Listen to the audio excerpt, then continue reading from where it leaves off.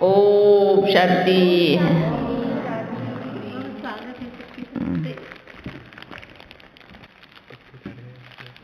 बाबा happy new year बाबा, नया साल आने वाला। अच्छा, नए साल की शुभकामनाएं। आप सब बच्चों को भी नए साल की शुभकामनाएं। थैंक यू बाबा। है। ओम शांति। कैसे हो? ठीक हो?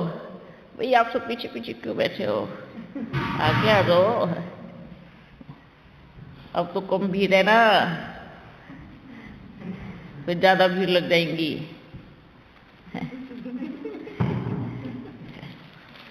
फिर ज्यादा भीड़ लग जाएंगी, फिर क्या होगा? ठीक ठाक बैठे? ठीक हो? एकदम खुश हो? कौन आया था?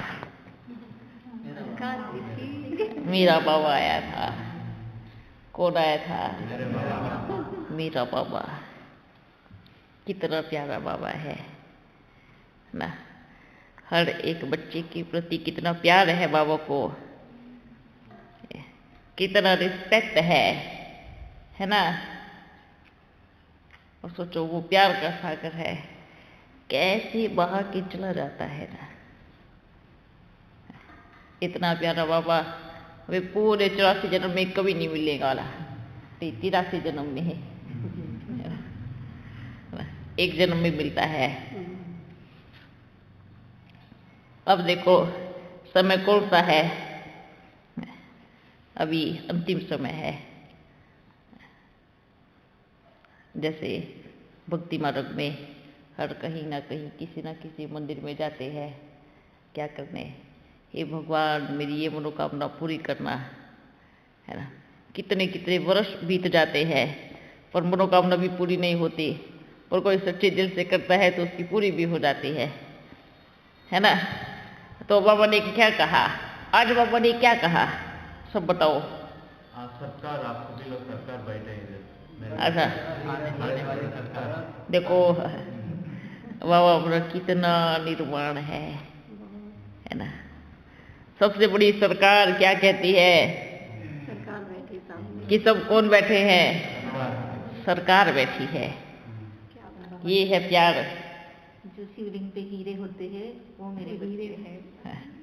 बहुत तीर्थ स्थान, बड़ा तीर्थ स्थान, बड़ा तीर्थ स्थान बनेगा, है ना। याद है ना बाबा ने क्या क्या बोला है? बाबा बोल के जाते हैं और बच्चे भूल जाते हैं, है ना। अपने सम्मान को ही भूल जाते हैं। तो क्या भूलना चाहिए? हम बाप के सिरताज बन गए हैं। कौन बन गए हैं?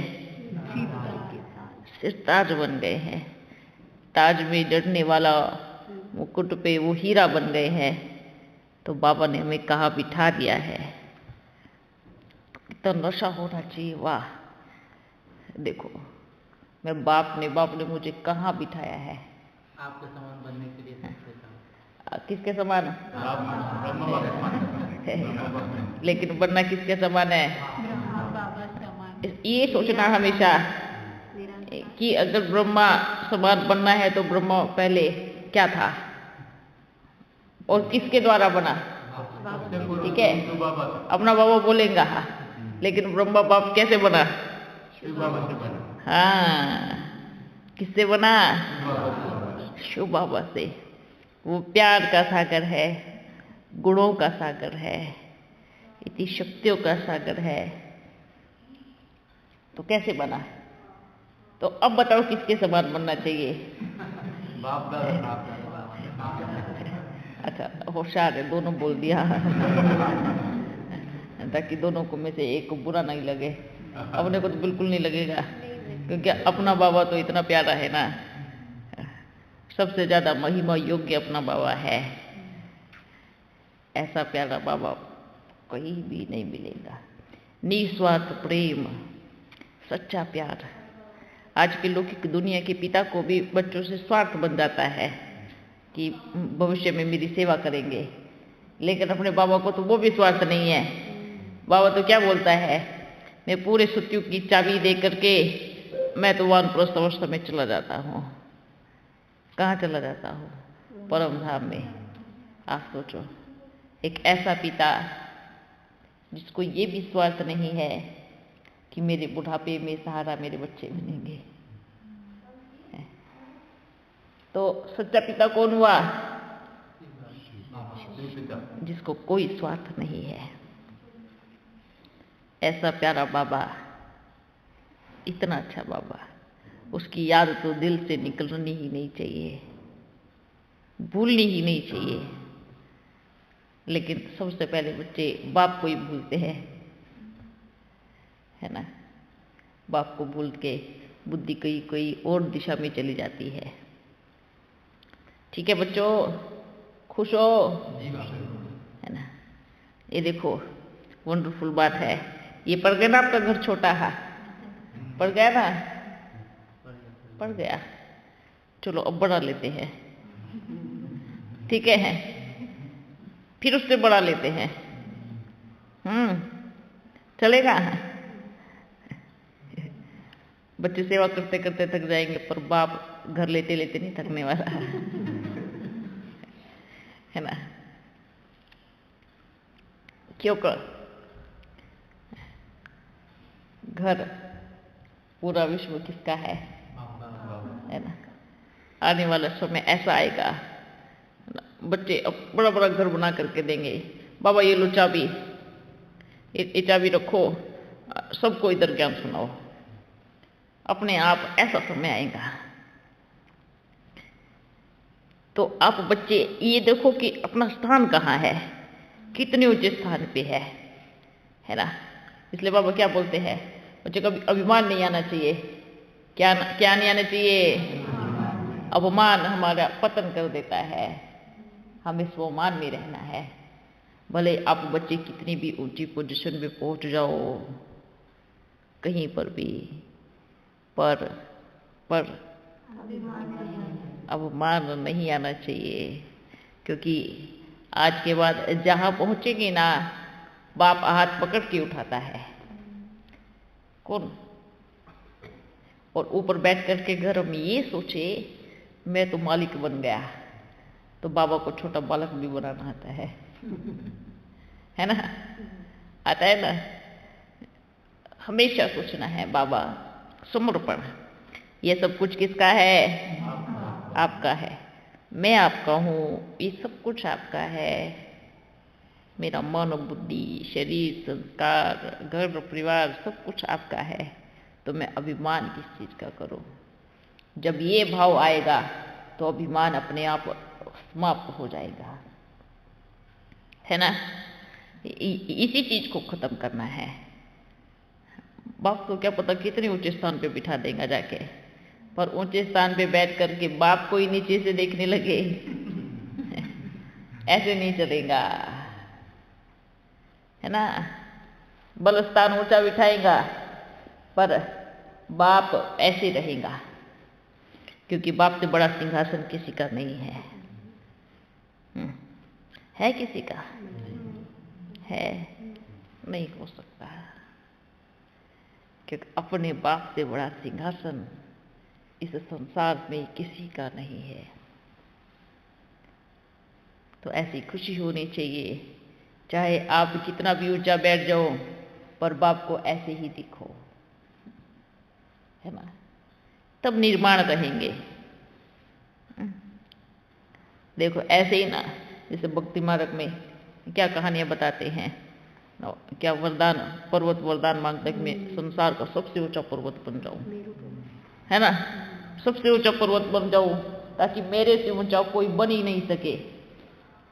लेकिन उसको वरदान तो मिला, पर साथ में क्या मिला? साथ में है वरदान तो मिला, फिर साथ में क्या? वरदान के साथ क्या देता है भोलानाथ? अगर आपकी वजह से किसी को तकलीफ हुआ तो आपको एकदम छोटा सा बना देगा, है ना। अब कहते हैं उसका भार कोई सहन ही नहीं कर पाया, धरती सहन नहीं कर पाई, तो तकलीफ हुआ ना, तो क्या बन गया? छोटा पर्वत। जब बढ़ता गया तो कौन दिखाई दिया? अपना शिव परमात्मा दिखाई दिया। तो फिर क्या सोचा, मैं तो मूर्ख ही अपना बढ़ाते जा रहा हूँ, मेरे से बड़ा तो इस संसार में सबसे ऊंचा बैठा है।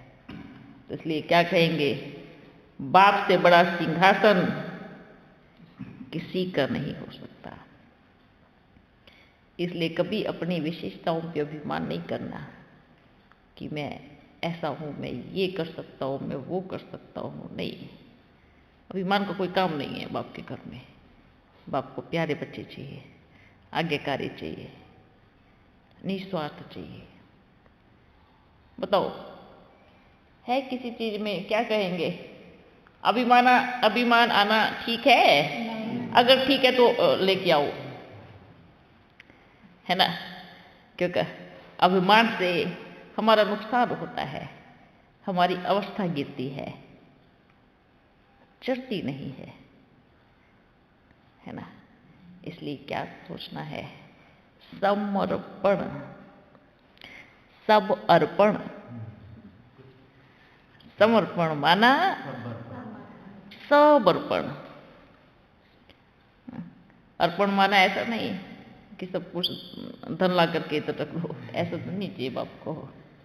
या फिर इधर ही नहीं, जहाँ आप हो, जिस स्थान पे आप हो, उसको क्या समझो, बुद्धि से मन से किसका है?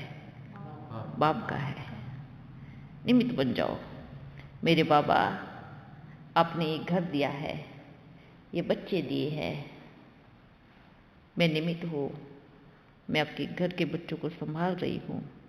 ये बच्चे भी आपके हैं, मैं भी आपकी हूँ, ये घर भी आपका है ना?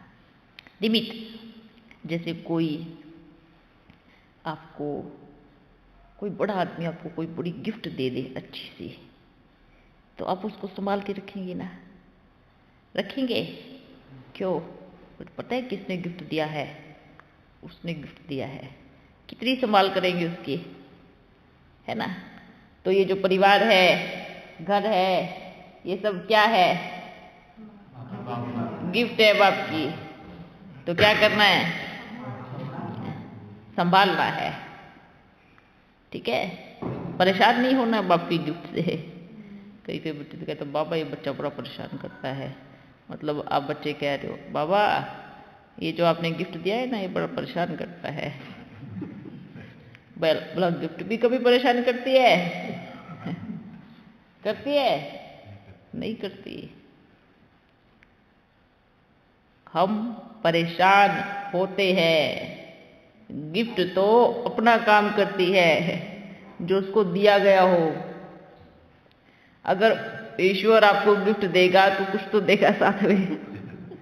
आपके घर में अपना काम करने आया है, आप उसको देख करके परेशान हो तो प्रॉब्लम किसकी है? आपकी प्रॉब्लम है ना। आप परेशान क्यों हो? क्योंकि गिफ्ट किसने दी? वो गिफ्ट क्या करेगी? अपना काम करेंगी। तो परेशान नहीं होना। ठीक है? इसलिए सोचना है, ये बाप का दिया हुआ गिफ्ट है। समय पर अपने आप परिवर्तन होता है। जैसे एक पेड़ जब छोटा होता है तो वो बड़ा भी होता है, उसकी टाल टहलियाँ भी लगती है, फिर उस पर फल भी आते हैं ना। अगर हम उसको अच्छे से सींचे तो ऐसे ही बच्चे हैं, ऐसे ही गिफ्ट है। अगर आप अच्छे संस्कारों से उस गिफ्ट को सींचेंगे, है ना, अर्थात जब दिल में ये बिठाएंगे कि ये गिफ्ट मेरा नहीं, ये मेरा बच्चा नहीं, ये भगवान का है और मुझे उसको अच्छे संस्कारों की पालना देनी है, मुझे अच्छे पानी से सींचना है, अच्छे गुणों से सींचना है, तो गिफ्ट बड़ा होकर के फल भी किसको देगा? आप सबको ही देगा। ठीक है? ये लौकिक घर में रहने वाले बच्चों को बाबा कह रहे हैं। ओके? तो गिफ्ट की क्या करनी है? संभाल करनी है। गिफ्ट से परेशान नहीं होना है। ठीक है? होंगे? हो गए गिफ्ट से परेशान है? किसने दिया है? सब बाबा ने। बाप किया ना, तो क्या करना है? अच्छे संस्कारों से सींचना है, संभालना है ना? ठीक है, हाँ, वेरी गुड। अच्छा, अभी अपन चलते हैं। टोली दी क्या वो? बाबा हाँ अभी त्रेता युग वाला बन रहे बोल रहे हैं ना बाबा आपको। हाँ, सतयुग वाला 3 करोड़ कैसे बनेंगे? सतयुग वाले 3 करोड़। 3 करोड़ आत्मा। देखो बच्चे, शुरुआत कितनी होती है, बढ़ते जाएंगे ना। जरूरी थोड़ी है कि जो सब आने वाले हैं वो त्रेता की आने वाले हैं, उसी भीड़ में सतयुग के भी आएंगे। ठीक है, कोई फिक्स नहीं लगाता है। सतयुग की भीड़ में त्रेता वाले भी आ सकते हैं, त्रेता वाले की भीड़ में सतयुग वाले भी आ सकते हैं। ठीक है, ये दोनों लिंक जुड़े हुए हैं और दो को मिला करके ही एक सतयुग बनता है, सतयुग त्रेता। तो दोनों की भीड़ में दोनों आएंगे। ठीक है, हाँ। पहले फोटो खींचने वाला दूसरा होता था।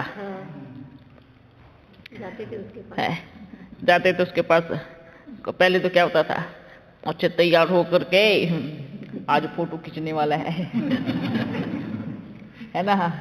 100 साल पहले देखो क्या होता था। भाई कभी कभी फोटो खींचने वाला आता था, बुलाते थे या फिर कभी तैयार होके जाते थे तो पूछते थे आज कहाँ जा रहे हो? भाई फोटो खींचने जा रहे हैं।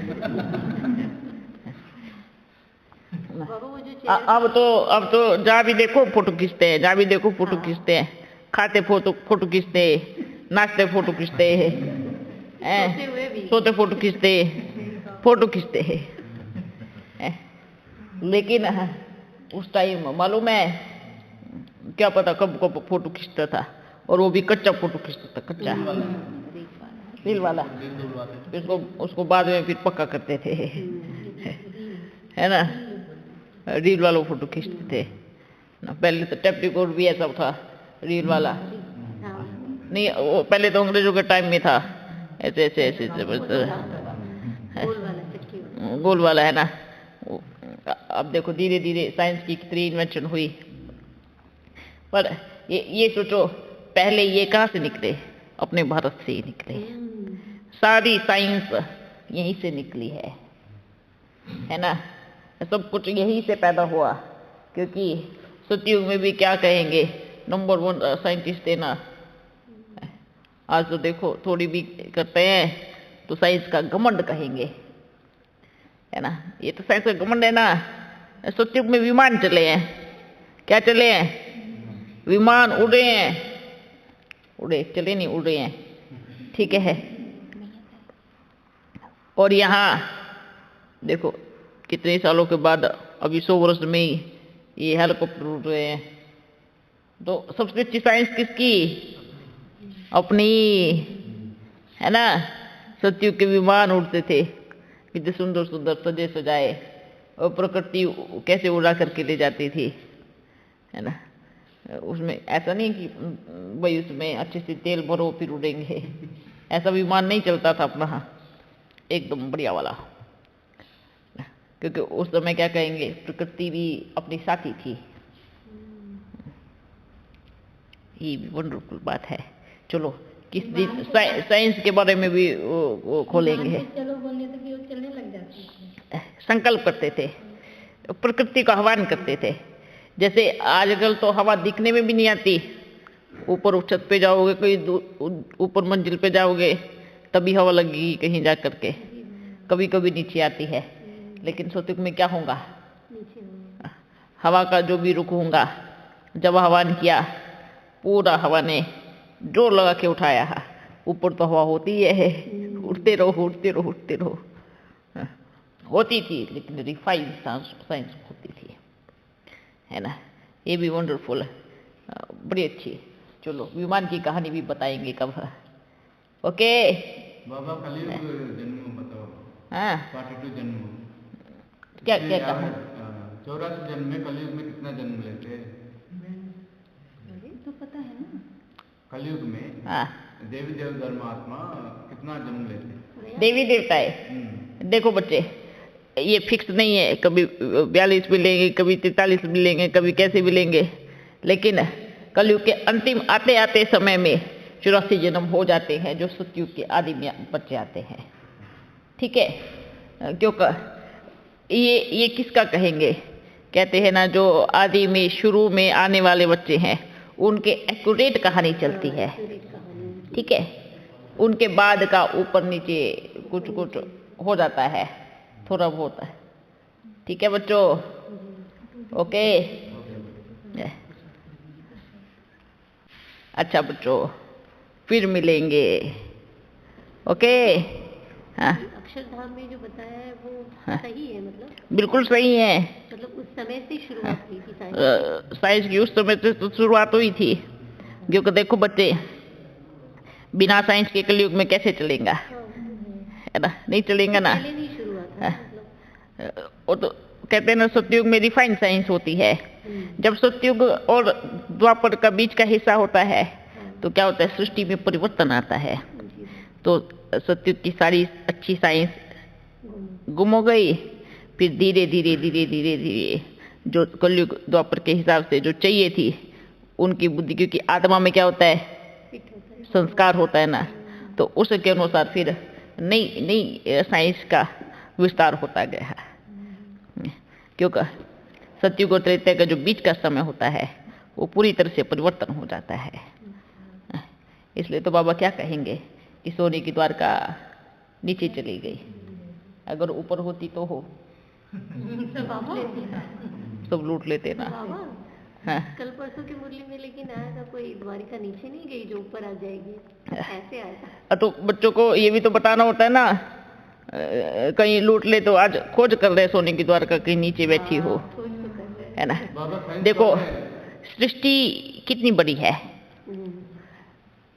सृष्टि में कौन सा स्थान कहाँ सेफ रहेगा वो किसको मालूम है, प्रकृति को, बाप को मालूम है।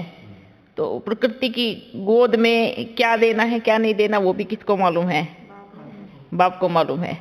उनको बोलो अगर सोने की द्वारका नीचे नहीं गई तो कहाँ गई, कहाँ गई। बाबा साइंस वाले समुद्र के अंदर में वो फोटो निकाला है बाबा, वीडियो रिसर्च करके समुद्र के नीचे द्वारका करके वो एक बड़ा सिटी नगर अंदर करके वो निकाला। नगर है पर वो द्वारका नहीं है, अलग नगर है। ठीक है, द्वारका तो किसी साइंस की दृष्टि में आ ही नहीं सकती, अगर आ जाए तो वो द्वारका ही नहीं है। हाँ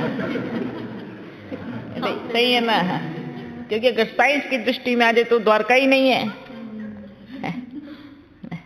क्योंकि है वही तो ना, इसलिए साइंस चाहे कितनी भी खोज करे, क्योंकि जो कहते हैं ना अगर बच्चे चतुर है तो बाप चतुर सुजान है। कहते हैं ना एक बाप भले बच्चे को सब कुछ बताएगा, कोई एक ऐसी कला नहीं बताएगा अगर बच्चा नालायक हुआ तो। लेकिन आज के समय में तो कलयुग में है, कलयुग में क्या बस मालूम पड़े तो बस लूटने चलो हो, है ना। और जिसने बताया वो बाद में रोया, और बाबा ऐसा काम करता ही नहीं है क्योंकि बाप बड़ा समझदार है ना। बुद्धिवानों को मालूम है कब कब मनुष्य का बुद्धि योग पलट जाए भरोसा नहीं है। इसलिए बाबा ने अपनी सोने की द्वारका, अभी देख लो, अभी देखो बाबा ने सिर्फ आत्मा परमात्मा का ज्ञान दिया, ठीक है। पूरा ब्राह्मण क्या समझने लगा, हम सर्वश्रेष्ठ ज्ञानी है, अर्थात बाप की भी बाप है, हमारा बाबा ऐसे कहीं नहीं आ सकता। आ गया ना अभिमान, आ गया अभिमान। तो बताओ पूरा, जब वो पूरा ज्ञान ही नहीं दे सकता तो सोने की द्वारका कैसे देगा। विचार करो, वो तो सोने की द्वारका है, तो ये बाप है ना। इसलिए हम अगर ये सोचते हैं कि हमने ज्ञान को पूरी तरह से पा लिया है और बाप को पूरी तरह से जान लिया है और हमने पूरे सागर को हप कर लिया है, तो ये हो ही नहीं सकता। क्योंकि पूरा सागर अच्छा, कभी हो सकता है कोई पूरे सागर को समा सकता है? नहीं समा सकता। अगर समाने वाला होगा तो उससे भी बड़ा होगा, तभी वो सागर को समा सकता है, और उससे बड़ा तो कोई है नहीं, है ना। तो समाने की शक्ति किस में होती है? बड़ी चीज में ना। जैसे इस घर का जितना भी सामान है, छोटे घर में समा सकते हैं? समा सकते हैं? चाहे कितना भी भर दो, पर समा नहीं सकते। हाँ, पर ये जितना भी है बड़े घर में कहाँ गायब हो जाएगा मालूम ही नहीं पड़ेगा। ये बाप का प्यार है। हाँ। ये जो गायन है कि चिड़ियों ने सागर को हप कर लिया, ये फिर किस प्रकार का है? चिड़ियों ने सागर को हप कर लिया, ये इस समय की कहानियां है। कहानियां है। चिड़िया कभी सागर को हप नहीं कर सकती, ठीक है। ये कहानियां है, ये कहावत है। बताओ ऐसा हो सकता है क्या? चाहे कितनी भी शक्तियां मिल जाए, पर सागर को हप नहीं कर सकती, खाली नहीं कर सकते हैं। इसलिए उसको सागर बोलते हैं। क्या बोलते हैं? सागर, है ना।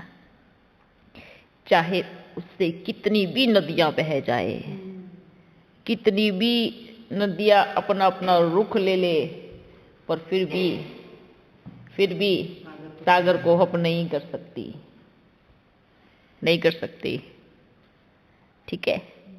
अच्छा बच्चों, कहानियां तो बाप के पास बहुत है, कब सुनाएंगे? पर समय की सीमा भी देखनी पड़ती है, क्योंकि आप बच्चे सिर्फ यहाँ हो, बाप को कहीं और भी जाना पड़ता है ना। सबकी आवाज़ सुननी तो पड़ती है ना। आवाज़ नहीं सुनेगा तो बाबा को सूचना कैसे देगा? प्रतिरूप भी होगा। हाँ, क्यों बनाई क्यों हो? और जरूरत क्या है जब ओरिजिनल है तो हो। नहीं, यहाँ बैठ के उसको वहां भेज देते ना आप। भाई किसी को धोखा क्या मतलब, क्या करना धोखा करके है भाई। सबके साथ ईमानदारी से रहना है ना। अपना बाबा क्या करता है? सबके साथ ईमानदारी से रहता है। जैसे अपना बाबा ये काम कर सकता है, अगर यहाँ आएगा, यहाँ बैठ करके पूरे संसार को चला सकता है। पूरे संसार को, कहते हैं ना बाबा अकेला नहीं आता है, पूरे विश्व को समेट करके यहाँ आपके साथ भी मिल रहा है और उनका कर्तव्य भी चल रहा है। ये बाप की शक्ति है। लेकिन अपन ऐसा नहीं करेगा। ये वो उनकी अथॉरिटी है, अपन की अथॉरिटी नहीं है।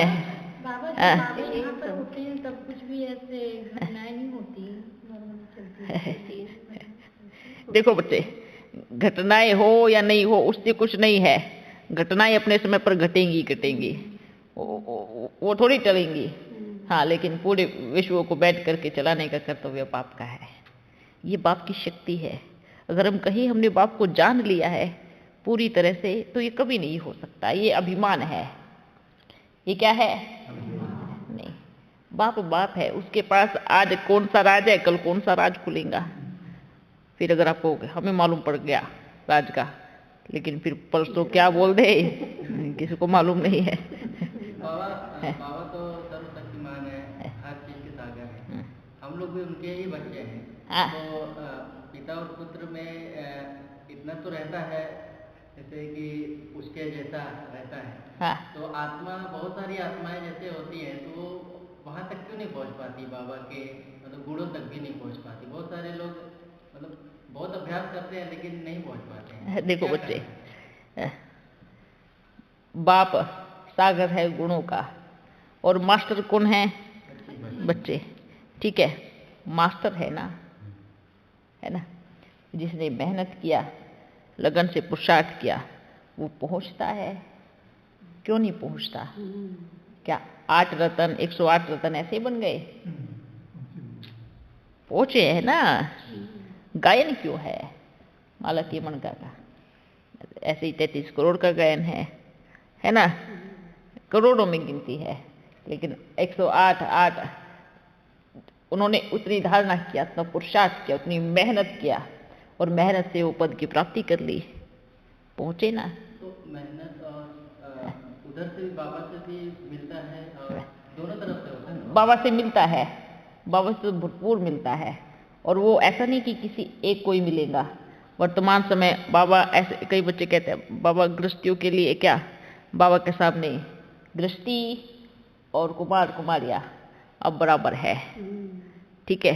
वरदान वो सबको बराबर देता है, सबको देता है, लेकिन धारणा करने की क्षमता, ताकत और उसको परिवर्तन करने की, अपने संस्कारों को परिवर्तन करने की ताकत किसमें है, वो देखना है ना। जब बाबा वरदान बांटता है तो ये नहीं देखता कि इसकी बुद्धि छोटी है या बड़ी है, सबको देता है। बाप की तरफ से कोई कमी नहीं है, पर बच्चे ही first class, second class, third class बनते हैं, है ना। ऐसा नहीं है कि जो फर्स्ट क्लास वाला होता है उसको विशेष कुछ देता वो, ऐसा कुछ नहीं है। टीचर जब पढ़ाता है पूरी क्लास को पढ़ाएंगे ना, पढ़ाते हैं ना पूरी क्लास को, उसी में से कोई फर्स्ट बनता है, सेकंड बनता है, थर्ड बनता है, उसी में से बनता है ना, है ना। एक ही फर्स्ट आता है, आजकल तो दो भी फर्स्ट आ जाते हैं, है ना। एक सवाल पूछना था, जैसे कि जो धर्म स्थापक रहे ना गौतम बुद्ध, जबकि उनके अंदर दूसरी सोल प्रवेश करके उनका ज्ञान देती थी, तो उन्होंने जो इतने सालों तपस्या किया तो उनको क्या ज्ञान प्राप्त हुआ बाबा, जबकि उनका कार्य तो कोई दूसरी सोल प्रवेश की थी, तो जो उनको क्या ज्ञान प्राप्त हुआ इतने सालों से जो तपस्या की? उनको क्या ज्ञान प्राप्त हुआ? हाँ जी, जबकि हम मूल्यों में ही है ये चीज, जितने भी धर्म स्थापक हैं उनके अंदर दूसरी सोल प्रवेश करके कार्य किया। हाँ हाँ। तो जैसे कि गौतम बुद्ध का जो शरीर है फॉर एग्जाम्पल, हाँ। तो 12 साल तपस्या की है, तो बोलते हैं 12 साल के बाद उनको ज्ञान प्राप्त हुआ, तो क्या ज्ञान प्राप्त हुआ जबकि उनका कार्य तो आत्मा का ज्ञान प्राप्त हुआ। लेकिन वो तो आत्मा को, इनको क्या कहना था? आत्मा का देखो बच्चे, हाँ क्या बोलो। इनको ये कहना था कि गौतम बुद्ध ने इतनी तपस्या की और उनके शरीर में फिर धर्म पिता गए और उन्होंने कार्य किया, तो गौतम बुद्ध को क्या प्राप्ति हुई, उनकी क्या प्राप्ति? अच्छा, आज उनका इतना सम्मान हो रहा है, इतने उनके फॉलोअर्स है, इतनी दुनिया में उनकी पूजा हो रही है, क्या ये प्राप्ति नहीं है? तपस्या है ना प्राप्ति, इसी को ही बोलते हैं प्राप्ति। उनका अपना ज्ञान, उनके अपने ज्ञान के आधार से तो उनको प्राप्ति मिली कि उन्होंने अपना शरीर दिया ना। किसको दिया अपना शरीर? उस आत्मा को दिया, ताकि वो एक धर्म स्थापन करे। और आज जो पूजा होती है, जो शरीर में प्रवेश किया उसकी नहीं होती है, किसकी होती है? शरीरधारी की होती है ना। तो ये क्या हुआ? ये फल हुआ ना, ये प्राप्ति हुई ना, तो इसको प्राप्ति बोलते हैं, है ना। ये क्योंकि उन्होंने क्या किया, उन्होंने अपना जीवन दिया है, उन्होंने अपना तन दिया है। तो आज सारे संसार में उनको पूजा जा रहा है, कोई भी धर्म पिता हो। और भी वो राजा बनते हैं भाई नेक्स्ट जन्म, वो धर्म, बौद्ध धर्म में बिल्कुल उसी के ही ऊंचे स्थान पे उनको पोस्ट मिल जाती है, उसी धर्म वालों के लिए, तो उन्हीं के वो राजा भी बन जाते हैं, है ना। उनके अच्छे जन्म होते हैं, ठीक है। ओके, क्या हुआ?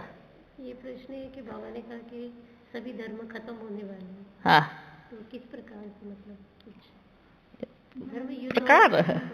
प्रकार नहीं लगाना चाहिए, मतलब आपस में लड़के। देखो बच्चे, धर्म युद्ध तो निश्चित है, क्या है, क्योंकि धर्म युद्ध के बाद ही तो एक धर्म की स्थापना होगी ना। आज क्या हो रहा है? धर्म ही आपस में लड़ रहे हैं, आप फलाने धर्म के हो, हम इस धर्म के हैं, हम आपसे उच्च धर्म के, आप नीच धर्म के हो, हम ये है, आप ये हो, है ना। और बाप के पास क्या है? सब बाप के बच्चे हैं। जो बाप के पास आ गया वो एक धर्म का है, सनातन धर्म का, और जो सबसे प्राचीन धर्म है, ठीक है। तो हम सभी कौन है? सनातनी धर्म के, क्योंकि सबसे पुराने तो पुराना धर्म कौन सा है? हाँ, आदि सनातन देवी देवता धर्म।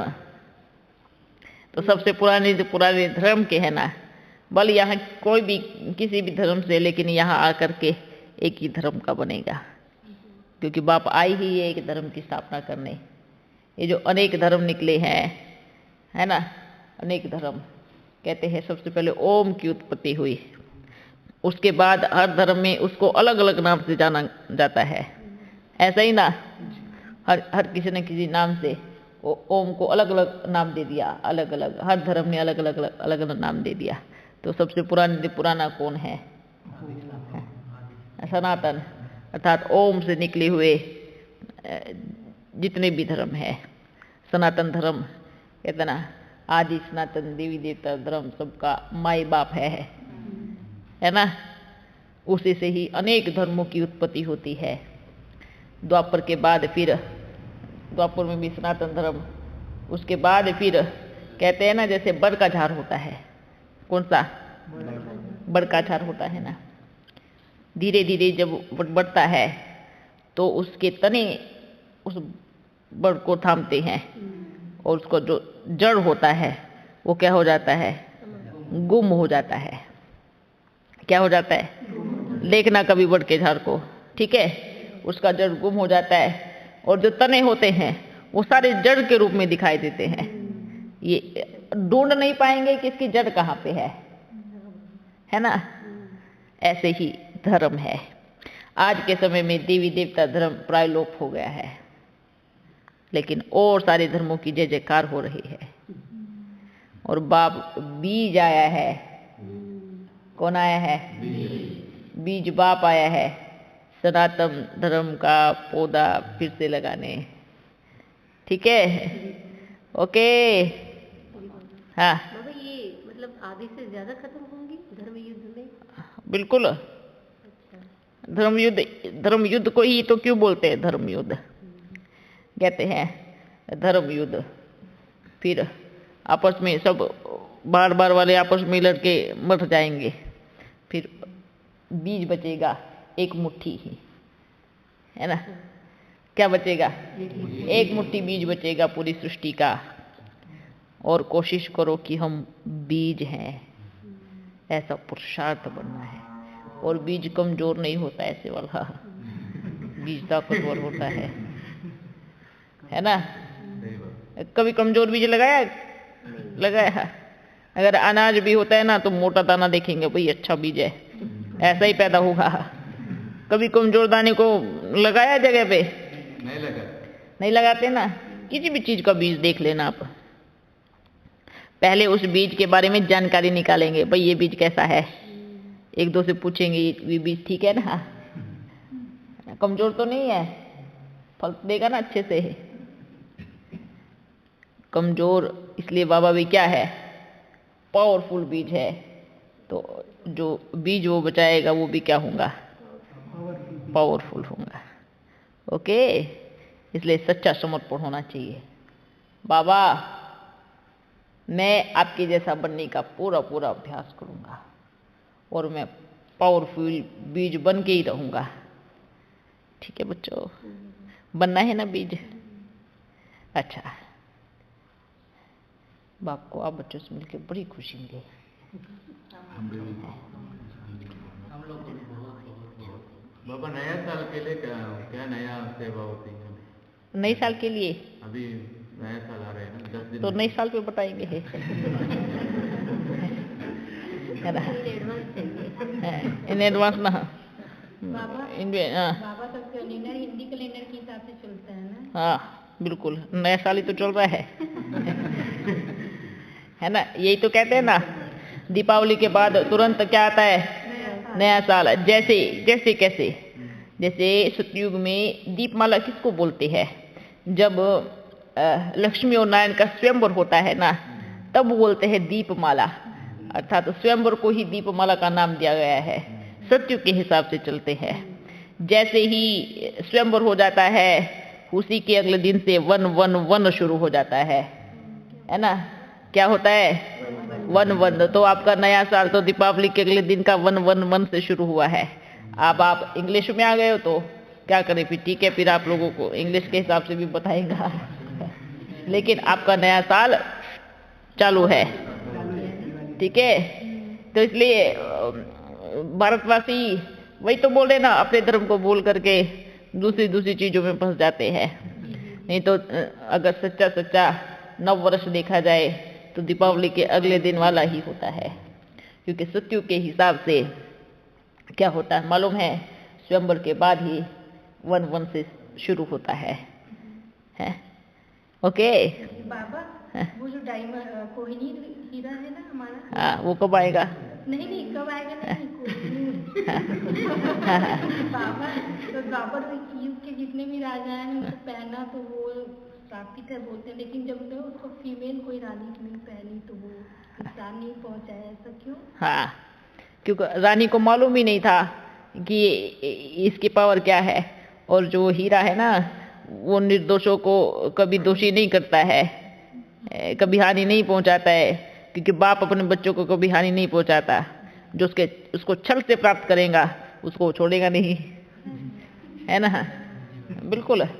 जिसने भी अपने मुकुट पे धारण किया वो या तो ऊपर चला गया, या तो पूरा राज्य ही चला गया, या तो फिर पागल हो गया, है ना? क्योंकि छल से जीती हुई, और वो भी कौन सी चीज, वाह, कोहिनूर, जिसमें सारी बाकी शक्तियां है।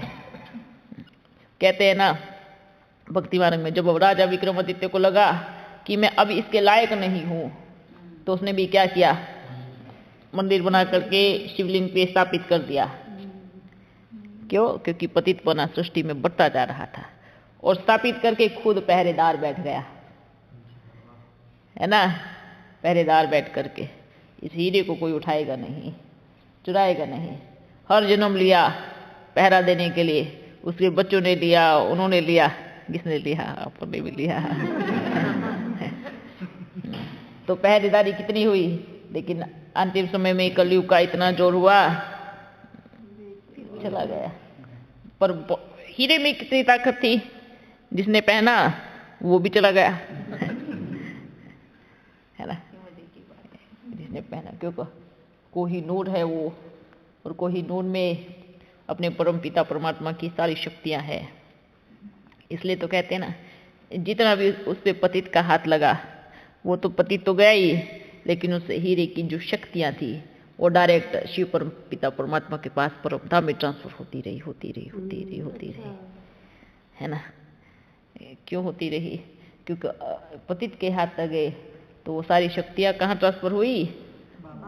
बाप के पास हुई, है ना? और जैसे बाप के पास होती गई तो बाप को कहते ना हिलाते हैं, बाबा दुनिया में पतितपना आ गया, जल्दी उठो, जागो हो, है ना?